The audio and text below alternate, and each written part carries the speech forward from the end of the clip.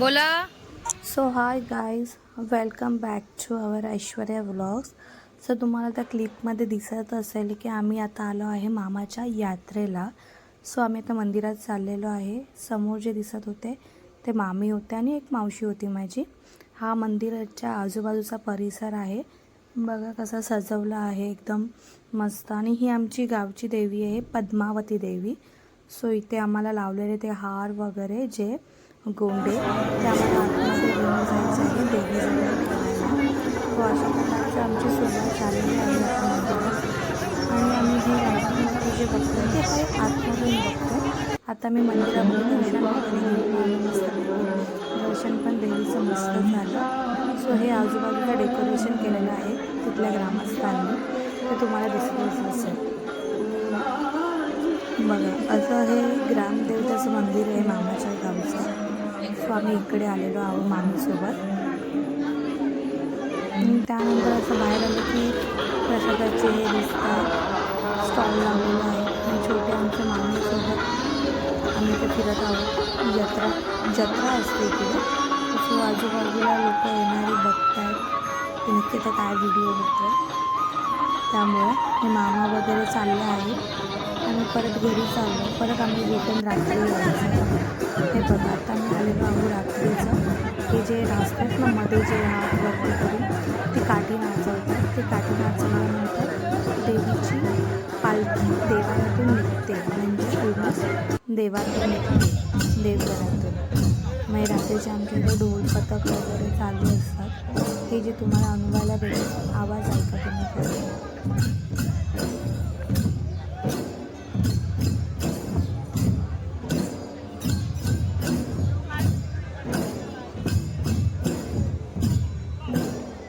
हे कमेंटमध्ये सांगा कोणाकोणाच्या गावी अशा प्रकारची यात्रा असते. कारण की हे माझं गाव साताऱ्यामध्ये आहे.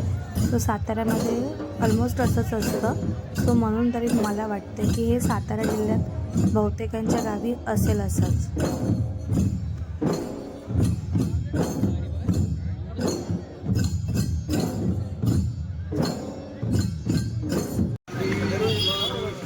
आणि हे जे तुम्हाला दिसत आहे ते आमच्या श्री स्वामी समर्थ महाराजांचं मठ आहे. आणि आज स्पेशली गुरुवार असल्यामुळे आम्ही आलेलो आहे.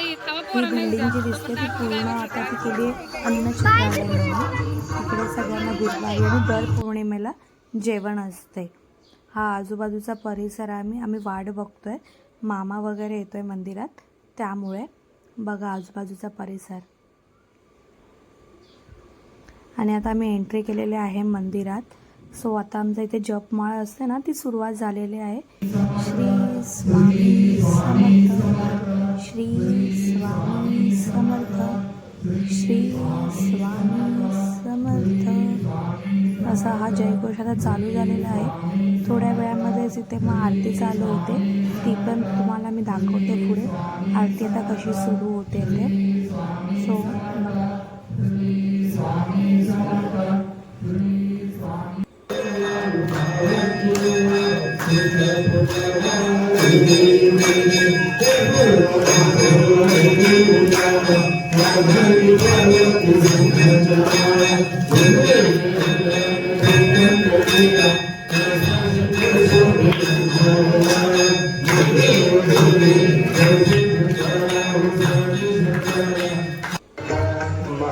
आता आम्ही आरती करून बाहेर आलो. बाहेर आल्यानंतर तिकडे प्रसाद वाटप होत होतं. मी मंदिराच्या बाहेर पडले आणि मलाही प्रसाद भेटला स्वामींचा. सो आम्ही सगळ्यांनी तो खाल्ला. प्लेस परत आम्ही घरी बॅग. जेवायला बोलवलं. यस, हम गांव में है फिर भी हमारा मैच देखना. ये लास्ट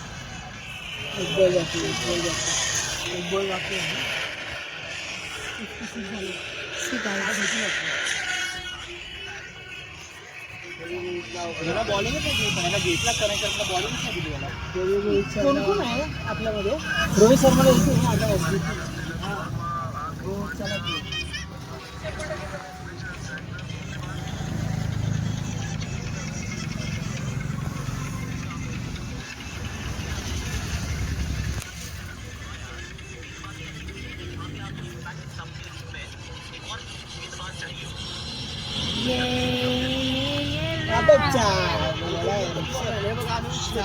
चलो चला जेवायला गाईस. चला मामी आलेला आहेत आम्हाला आता बोलवायला. Latecomers in village.